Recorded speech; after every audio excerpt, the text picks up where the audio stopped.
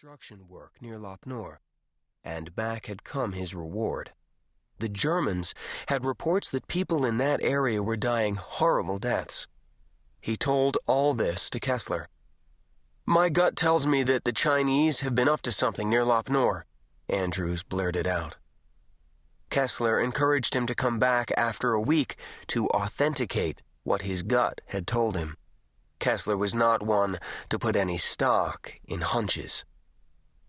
Jason picked up a little more and, a week later, passed it on to Kessler. National Security Agency intercepts had detected a surge of cell phone use southwest of the Lop Nor testing area. From what the eavesdroppers could make out, some local people had been speaking a Turkic language. Some of the words were death and bomb. The NSA intercepts also included encrypted Chinese military communication, indicating that a high-ranking general and his entourage had visited the area. Liza analyzed another set of images, which she described as indicating a great deal of funeral activity among the monuments in the walled graveyards outside 3 villages near Lop Nor. "Here's how I figure it, Mr. Secretary," Andrews said, concluding his off-the-record 20 minutes with Kessler. "I figure there was a test, small scale, maybe a test of their version of the small W-88 warhead they stole from us. Maybe something went wrong." Kessler gave Andrews the green light to pursue his instincts offline and not report it through channels.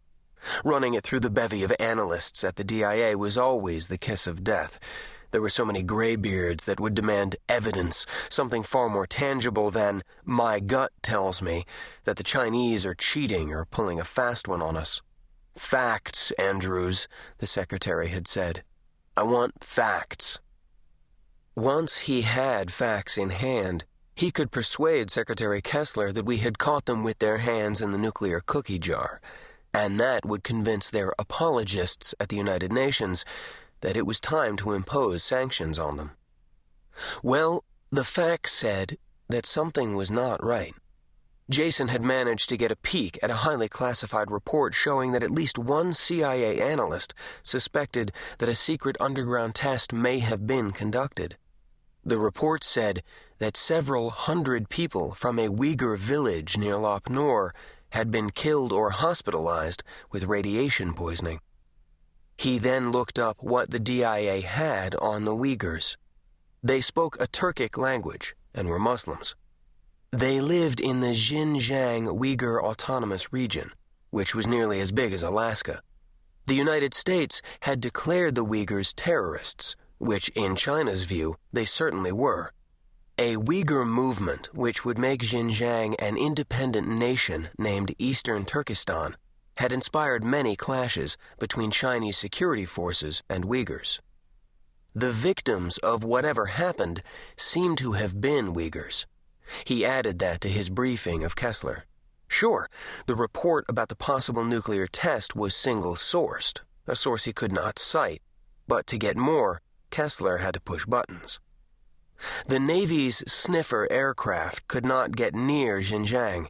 They had been pushed offshore even further into international waters by the Chinese MiG aircraft. There had to be a way to contact German intelligence, to send an agent, maybe a missionary or archaeologist undercover, to Lop Nor, gather some soil samples, and possibly interview some of the Uyghurs to confirm what was happening. He glanced at his watch, 5:30 a.m. here, 11:30 there. He decided to fire off an encrypted email to his German contact, Christoph Stiller, before going off for a jog. Jason liked to jog with Liza along the Mount Vernon Trail that paralleled the Potomac River and the George Washington Parkway. It was 2 days before another jogger found Jason and Liza's bodies. A soft-nosed .22 caliber bullet had entered his right temple and exploded in his skull. A similar caliber bullet had shredded Liza's heart. The National Park Service concluded that a deranged shooter had picked a target at random, much like the 2 snipers who had terrorized the Washington area several years earlier. People who used the path were urged to be cautious. Washington. For Secretary of Defense Thomas H. Kessler and other major Washington news sources, Sunday mornings meant either being on one of the talk shows or watching them. On this Sunday, Kessler was in the kitchen of his manorial home in a Virginia suburb of Washington. Perched on a high stool at the marble island that curved through the room, he nibbled on half a bagel lathered with cream cheese and watched Meet the Press. Tim Russert had managed to snag Joseph Prager, President Jefferson's national security advisor. Well, not snagged exactly. Prager, Kessler knew, was on Meet the Press because he wanted to handle the Taiwan thing, as he called the issue that he and Kessler had been wrestling with. And so when the assistant producer of Meet the Press asked for the Secretary of Defense, the White House communications handlers had deftly intercepted the invitation and offered Prager as a real catch. "Well, Mr. Prager," Russert said, "let's start with Taiwan. Is the United States planning to rattle China's cage by giving Patriot anti-missile weapons to Taiwan?" "Let me make one important point, Tim," Prager began. "The Patriot 3 is not on the table yet." "Yet," Kessler repeated, smiling and shaking his head. Pure Prager, he thought, tantalizing the truth. Kessler picked up his coffee cup. Suddenly, his hand began shaking. He'd never felt so tired.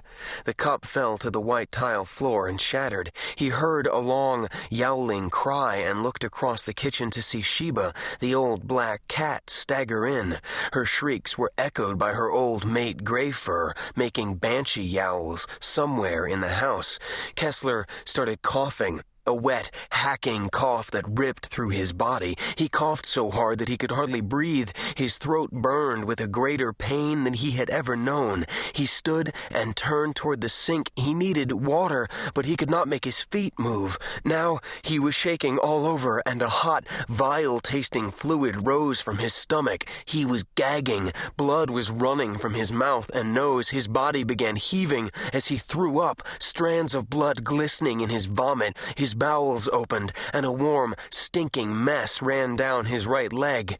Then he fell, the left side of his face slamming down on the shards of porcelain.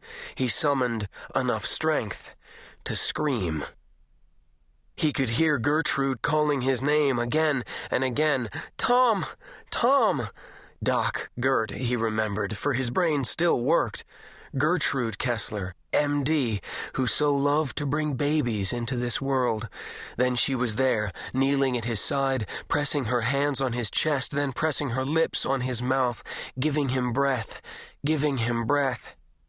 As she tried to bring back his flickering life, she knew what was happening inside the body of the man she had loved for 30 years. She recognized the symptoms immediately. 2 recent anthrax poisonings had been plastered all over the front pages and the evening news. Anthrax. Dr. Kessler stood and reached for the phone on the wall. When she dialed 911, the numbers appeared on the screen of a console in the gatehouse, where members of Kessler's security detail stayed when he was home. 2 men wielding MP5s burst out of the building and ran up the half-circle of the driveway. "In here!" Gertrude Kessler shouted. "Help me move him!" They came in, their eyes and guns scanning the room. "For God's sake, put down the guns and help me get him on the couch," she said, pointing toward the hall that led to Kessler's study. "Don't worry, Sam. We're all inoculated." But Tom wasn't. Washington. Michael Patrick Santini, squeezed between a network anchorman and an aerospace lobbyist in the 5th row of pews, listened to the noble words of eulogies rolling through the great nave of the National Cathedral. The subject of the eulogies, Thomas H. Kessler, had been Secretary of Defense for a little over 2 years. Odd, Santini thought now, all these words of tribute pouring out. No one spoke of murder or evil, because none of the speakers wanted to tell the truth, if any of them knew it. Bloggers had spread the false report. Kessler had caught anthrax from sick cattle on his Montana ranch. That report had been picked up by the conventional media, who pointed out that the death by anthrax was accidental.